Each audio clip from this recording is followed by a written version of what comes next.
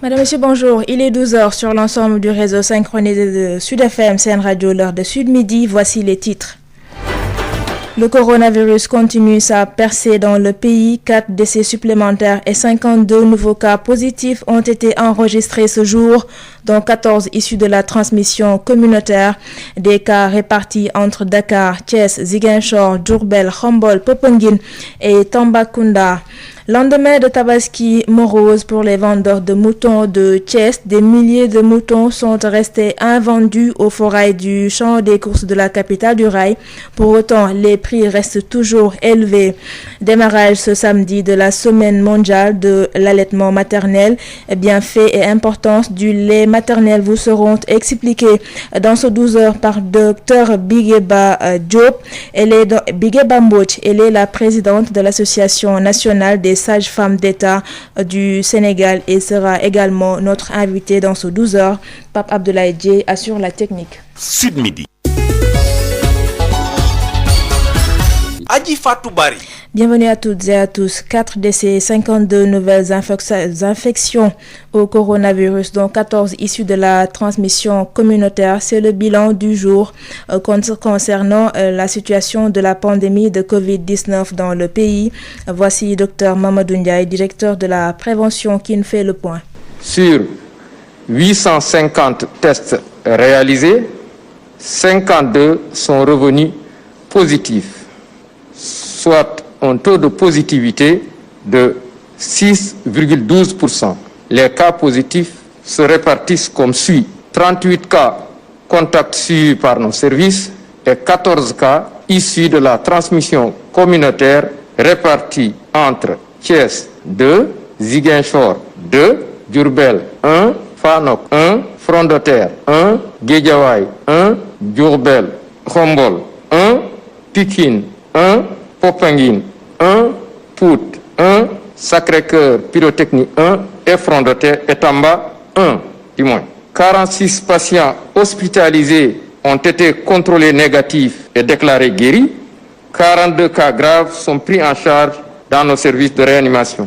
4 décès ont été enregistrés ce vendredi 31 juillet 2020.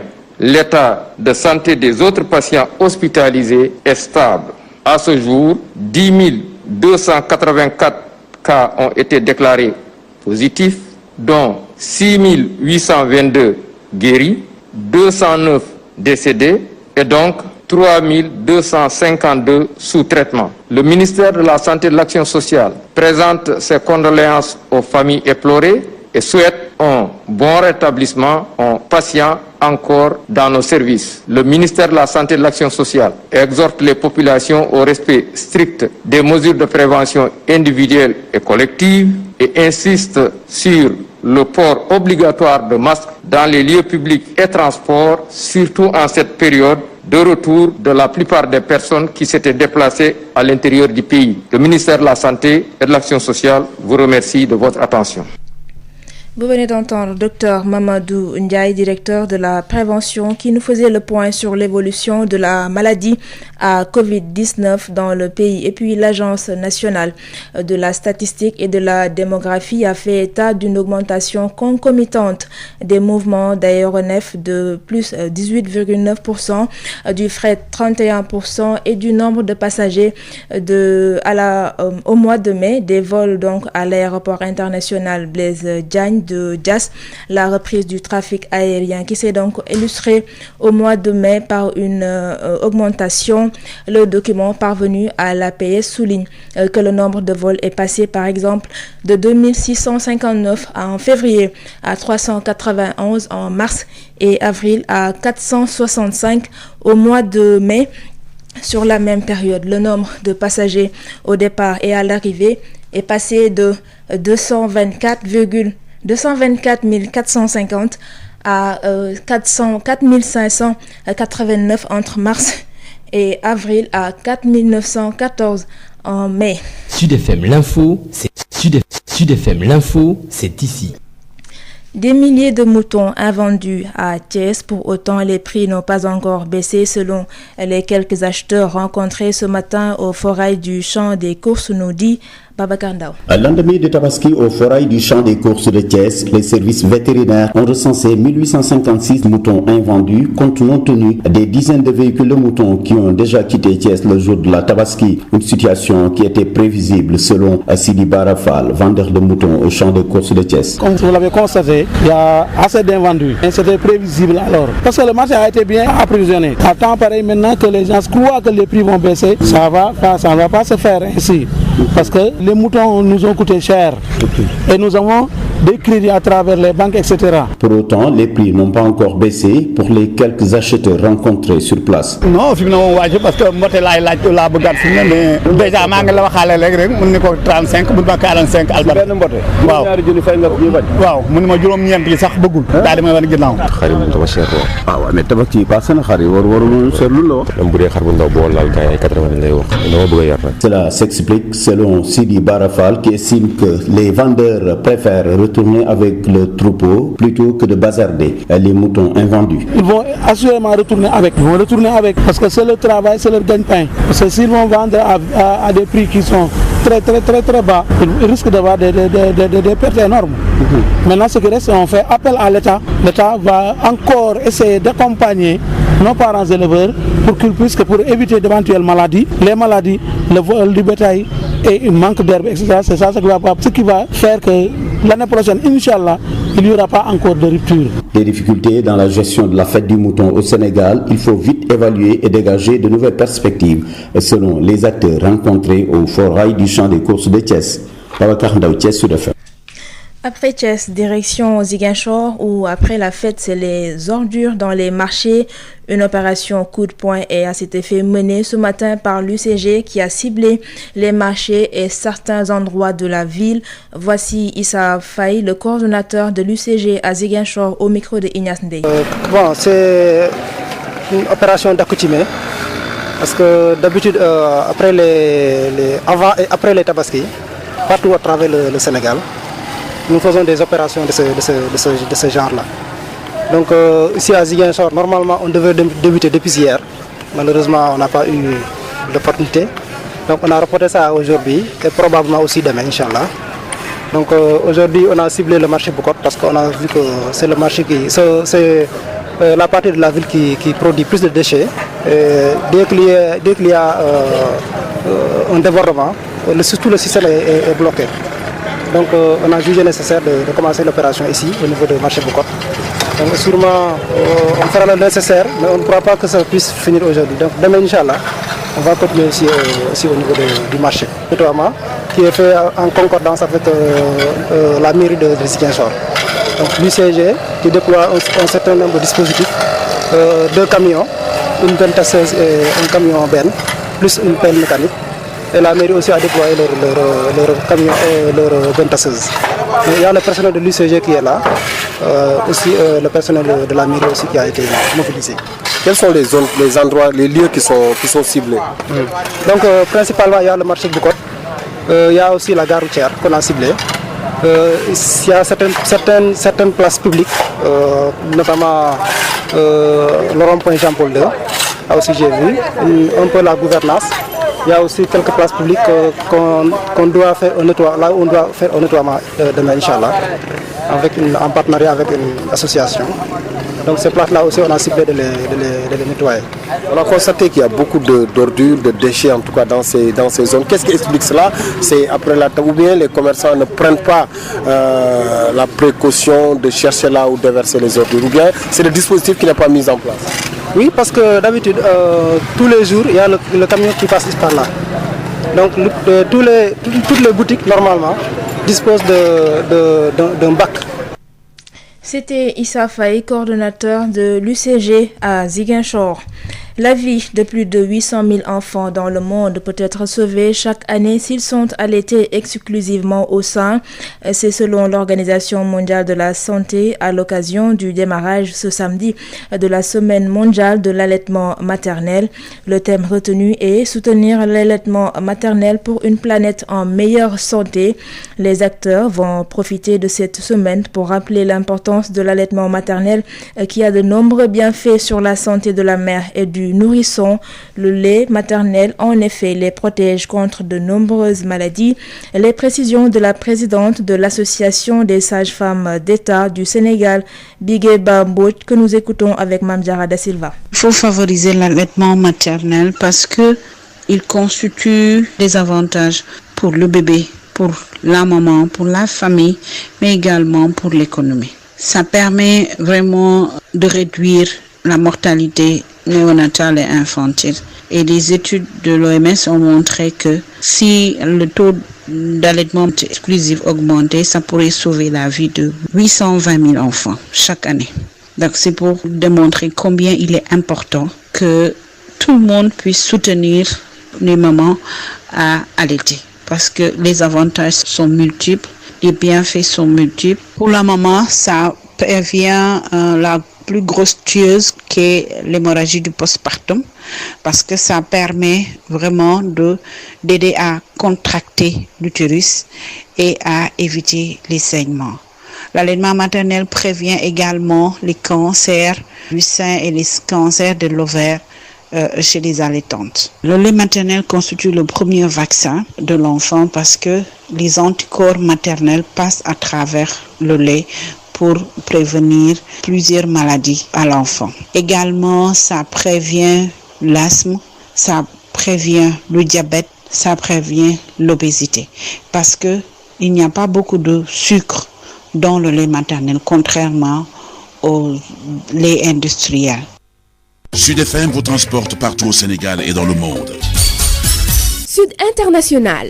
En Belgique, le nombre moyen d'infections au coronavirus est passé à 448 par jour entre le 22 et le 28 juillet, indique ce jour l'Institut de santé publique Sciences No dans la mise à jour des données de son tableau de bord. Cela représente une augmentation de 104% par rapport à la semaine précédente. Le nombre d'infections en Belgique s'élève désormais à 68 751 contre 68 006 vendredi dernier. Et puis les États-Unis ont enregistré hier 1442 nouveaux décès dus au coronavirus en 24 heures selon le comptage de l'université Johns Hopkins. C'est le 4e jour consécutif où le pays compte plus de 1200 morts sur une seule journée, selon toujours l'université qui actualise ces chiffres en continu. La pandémie de coronavirus ne faiblit toujours pas en Outre-Atlantique où le nombre de décès était mardi au plus haut depuis le mois de mai. Les hôpitaux de Floride, deuxième État américain le plus touché après la Californie, sont débordés. Et puis des manifestations contre le gouvernement se déroulent quotidiennement dans la région russe de Khabarovsk. C'est en Extrême-Orient. C'est survenu après l'arrestation d'un gouverneur populaire et son remplacement cette semaine par un homme d'affaires nommé par le Kremlin et qui n'a jamais vécu dans cette région. Ce samedi, de nombreux Russes sont à nouveau descendus dans les rues de cette capitale régionale de plus de 600 000 habitants pour le 4e week-end d'affilée. Et l'Iran a pour sa part annoncé aujourd'hui avoir placé en détention le chef d'un groupe accusé par la République islamique d'être à l'origine notamment d'un attentat perpétré à Shiraz, c'était en 2008 et qui avait fait 14 morts. Et puis les Émirats arabes unis, pour terminer, sont entrés aujourd'hui dans le club des pays utilisant l'énergie nucléaire civile avec la mise en service de leur centrale de Baraka, la première du monde arabe. C'est donc le premier ministre des Émirats et souverain de Dubaï qui l'a annoncé à 12h passées de 16 minutes. Place à notre invité. Sud Midi, l'invité. Je vous le disais dans les titres, la vie de plus de 800 000 enfants dans le monde peut être sauvée chaque année s'ils sont allaités exclusivement au sein. C'est selon l'Organisation mondiale de la santé à l'occasion du démarrage aujourd'hui de la semaine mondiale de l'allaitement maternel. Le thème retenu est soutenir l'allaitement maternel pour une planète en meilleure santé. Les acteurs vont à cet effet profiter de cette semaine pour rappeler l'importance de l'allaitement maternel qui a de nombreux bienfaits sur la santé de la mère et du nourrisson. Le lait maternel, en effet, les protège contre de nombreuses maladies. Les précisions de la présidente de l'Association des sages-femmes d'État du Sénégal, Bigueba Mbodj, que nous écoutons avec Mame Diarra Da Silva. Madame Bigueba Mbodj, bonjour. Vous êtes la présidente de l'Association nationale des sages-femmes d'État du Sénégal. Aujourd'hui démarre la semaine mondiale de l'allaitement maternel. Toute cette semaine, vous allez parler de la pertinence pour la femme de donner le sein aux nourrissons. Pour vous, pourquoi c'est important de privilégier l'allaitement maternel? Il faut favoriser l'allaitement maternel parce que il constitue des avantages pour le bébé, pour la maman, pour la famille, mais également pour l'économie. Ça permet vraiment de réduire la mortalité néonatale et infantile. Et les études de l'OMS ont montré que si le taux d'allaitement exclusif augmentait, ça pourrait sauver la vie de 820 000 enfants chaque année. Donc c'est pour démontrer combien il est important que tout le monde puisse soutenir les mamans à allaiter. Parce que les avantages sont multiples, les bienfaits sont multiples. Et comme je l'ai dit, ce n'est pas seulement la maman et le nouveau-né qui vont en bénéficier, mais même la communauté va pouvoir gagner des dividendes par rapport à la pratique de l'allaitement maternel exclusif. À travers l'allaitement maternel, la mère transmet les valeurs à ses enfants, à son bébé. Donc, ce qui fait que non seulement c'est des liens mère-enfant qui sont renforcés, mais ça permet à l'enfant d'appartenir à une communauté, de partager les mêmes valeurs que sa famille et d'éviter certaines dérives. Pour la maman, ça prévient la plus grosse tueuse qu'est l'hémorragie du postpartum parce que ça permet vraiment d'aider à contracter l'utérus et à éviter les saignements. L'allaitement maternel prévient également les cancers du sein et les cancers de l'ovaire chez les allaitantes. Et c'est quoi les bienfaits du lait maternel? Le lait maternel constitue le premier vaccin de l'enfant parce que les anticorps maternels passent à travers le lait pour prévenir plusieurs maladies à l'enfant. Également, ça prévient l'asthme, ça prévient le diabète, ça prévient l'obésité parce que il n'y a pas beaucoup de sucre dans le lait maternel, contrairement au lait industriel. Et également, il y a des probiotiques qui permettent vraiment de prévenir les infections gastro-entérites et les diarrhées qui peuvent parfois être cause de mortalité néonatale et infantile. Alors, Madame Bigueba Mbodj, pour cette mère de famille qui travaille et qui doit donner le sein à son bébé, comment est-ce qu'elle peut s'organiser? Le fait de soutenir l'allaitement maternel dans les lieux de travail permet aux entreprises de faire beaucoup d'économies parce qu'il y a moins d'absence due à des maladies, due à autre chose parce que l'enfant va faire moins de diarrhée, pas du tout. L'enfant va pas faire des coliques qui vont pousser sa maman à l'amener en consultation et à ne pas pouvoir venir travailler. Mais également, ça permet de rassurer cette femme qui pourra vraiment se donner à 100%, voire 200% à son travail, parce que sachant que son bébé est à côté, qu'elle peut l'allaiter à tout instant, mais qu'également, comprenant les bénéfices et les bienfaits de l'allaitement maternel, cette personne-là va être beaucoup plus motivée et sera beaucoup plus performante dans son travail. Et c'est pourquoi nous recommandons que les responsables puissent mettre en place dans les entreprises un lieu où les mamans peuvent aller allaiter leur bébé ou même aller tirer leur lait et pouvoir vraiment continuer l'allaitement maternel exclusif pendant au moins 6 mois. Madame Bigueba Mbodj, merci. Je rappelle que vous êtes la présidente de l'Association nationale des sages-femmes d'État du Sénégal. Adji Fatou Bari. 12h21, c'est la fin de ce journal, mais avant de nous quitter, le rappel des titres. Le coronavirus continue sa percée dans le pays. Ce samedi, 4 décès supplémentaires et 52 nouveaux cas positifs ont été enregistrés, dont 14 issus de la transmission communautaire. Des cas répartis entre Dakar, Thiès, Ziguinchor, Diourbel, Khombol, Popenguine et Tambacounda. Lendemain de Tabaski bien morose pour les vendeurs de moutons de Thiès, des milliers de bêtes sont restées invendues au forail du champ des courses de la capitale du rail. Pour autant, les prix restent toujours élevés. Et puis, démarrage ce samedi de la semaine mondiale de l'allaitement maternel. Bienfaits et importance du lait maternel vous ont été expliqués par Bigueba Mbodj. Elle est la présidente de l'association des sages-femmes d'État du Sénégal. Merci à Pape Abdoulaye Dieye qui a assuré la partie technique. Merci de nous avoir suivis à 13h. Retrouvez Rapsa Iliman Wan pour l'édition en Wolof. Très bonne suite de programmes sur Sud FM Sen Radio.